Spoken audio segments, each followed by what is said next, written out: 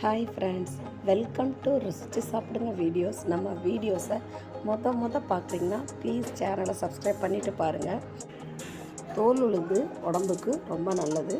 அதுவும் நம்ம லேடிஸ்க்கு ரொம்ப நல்லது. அந்த காலத்தில் 12 குழந்தை 10 குழந்தை பெற்றதுக்கு காரணமே இந்த தோல் உளுந்து கஞ்சி குடிப்பாங்க. இப்போ நம்மலாம் சிசரிங் பண்ணி தான் பேபியே பிறக்குது. அதுக்கு வாரம் ஒரு முறை நீங்கள் இந்த தோல் உளுந்து கஞ்சி குடிச்சிங்கன்னா நம்மளுக்கு பேக் பெயினே இருக்காது.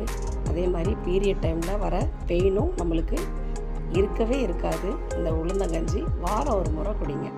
1 கப் உளுந்து எடுத்திருக்கேன், 2 ஸ்பூன் பச்சரிசி எடுத்திருக்கேன். ரெண்டையும் நல்லா ஒரு லைட்டாக வறுத்துக்கலாம். ரொம்ப வறுக்க வேணாம், லைட்டாக வறுத்துக்கிட்டால் போதும். லைட்டாக அந்த தோல் உளுந்து வாசனை வரப்பே கேஸை ஆஃப் பண்ணிடுங்க. வறுத்த உளுந்தில் கொஞ்சம் 1 டம்ளர் தண்ணி ஊற்றிக்கோங்க. அந்த தண்ணியில் ஒரு 10 நிமிஷம் லைட்டாக ஒரு 10 நிமிஷம் உளுந்து ஊறட்டும். ரொம்ப நேரம் வேணாம், நல்லா உளுந்து ஊறிடுச்சு.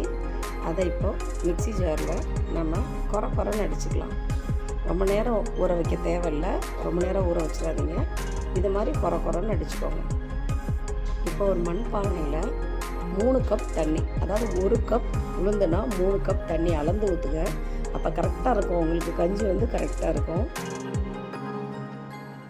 மண்பானையில் செஞ்சால் ரொம்ப நல்லாயிருக்கும். அந்த உளுந்தங்கஞ்சி மண்பானையில் நல்லா வாசனையாக நல்லாயிருக்கும்.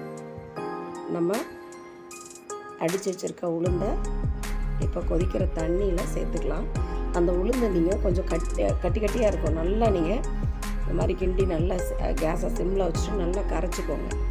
கட்டி விழாமல், உளுந்தங்கஞ்சியில் ரொம்ப ஸ்பெஷலே கட்டி விழுந்துடக்கூடாது. கிண்டிக்கிட்டே இருக்கணும், இறக்குற வரைக்கும் கிண்டிக்கிட்டே தான் இருக்கணும்.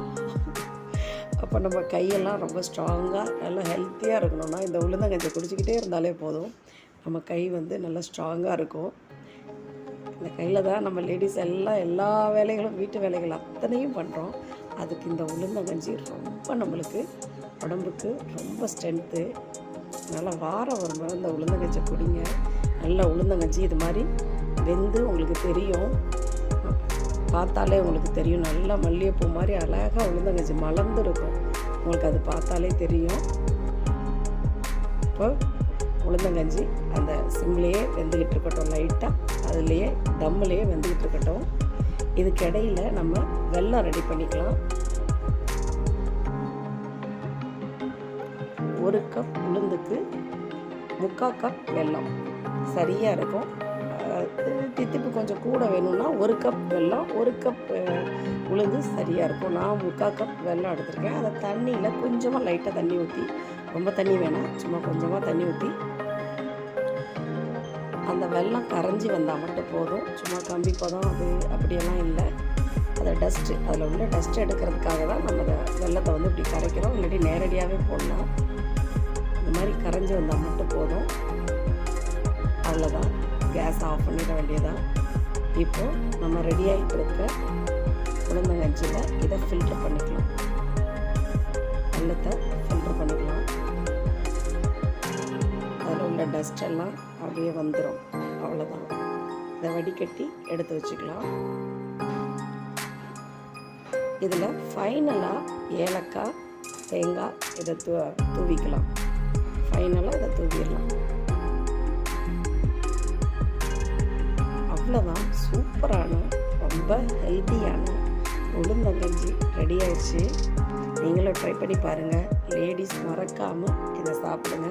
லேடிஸுன்னு கிடையாது, பசங்களுக்கும் இந்த உளுந்தங்கஞ்சி வாரம் ஒரு முறை கொடுத்துட்டு வந்தோம்னா குழந்தைங்க நல்லா விளையாடுறதுக்கு, ஓடி ஆடி விளையாடுறதுக்கு நல்ல ஸ்ட்ரென்த்தாக குழந்தைங்க ஃபோனெல்லாம் பார்த்துட்டு ஒரே இடத்துல உட்காந்துருக்காங்க அப்படியெல்லாம் இல்லாமல் நல்லா ஓடி ஆடி விளையாடுவாங்க. நல்லா சுறுசுறுப்பாக ஸ்ட்ரென்த்தாக இருப்பாங்க.